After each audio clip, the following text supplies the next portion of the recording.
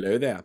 Last night I attended an event in Kirikiriroa, Hamilton, where the number one question I got asked is the Hamilton East candidate for the National Party, Ryan Hamilton, homophobic? And the answer is, well, he did join the Destiny Church at the same time they had their Man Up Enough is Enough tour on Parliament against same sex marriage, but I can't guarantee that that's the reason for it. And I've never hit on him, so I can't be sure that he is or isn't homophobic in any shape, way, or form. But it is a really valid question to ask because, well, conservative Christians, of which Ryan is one, and Christopher Luxon is one, and a number of National Party MPs are, well, they've never really seen eye to eye with the rainbow community on a number of issues like being treated as human.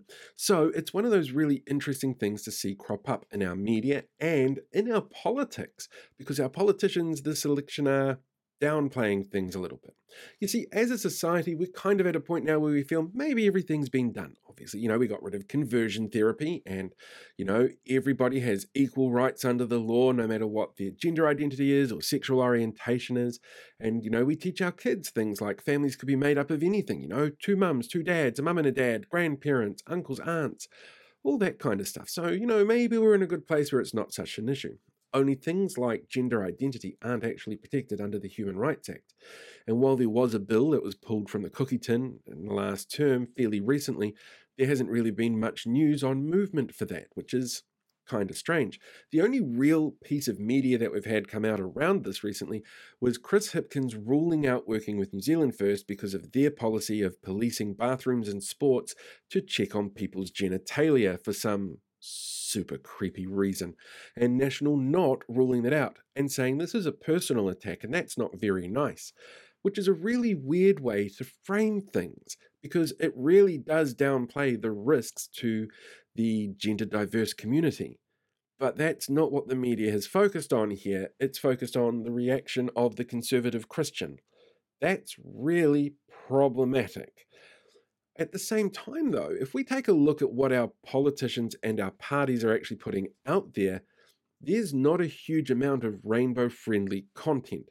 Not that it's unfriendly, it's just kind of ignored, which is really strange because 10% of our politicians in Parliament are members of the rainbow community. We have the most rainbow represented Parliament anywhere in the world.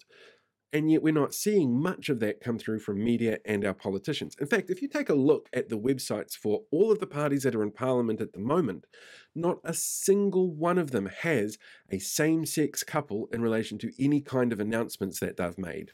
At all.